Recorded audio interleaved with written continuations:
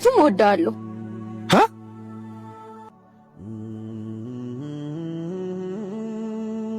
አንዴ ስልክ ላውራሽ መጣሁ።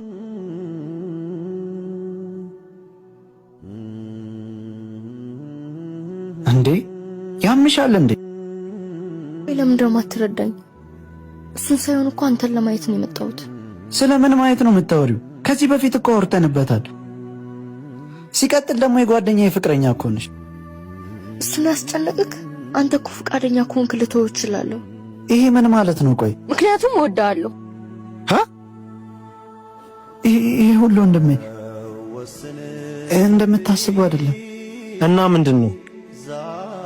አባ እውነቱን ልንገርክ፣ አፈቅርሻለሁ ብሎ ቀን ከሌሊት እያስቸገረኝ ነው።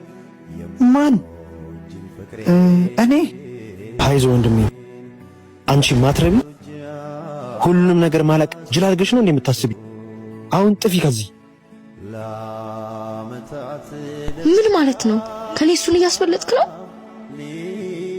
ከዚህ በፊት ልነግርህ አስቤ ነበር፣ ግን ጓደኝነታችንን እንዳላጠፈር። እሺ ምን ላድርግ? በቃ እባክሽ አታስመስይ ወንድሜ።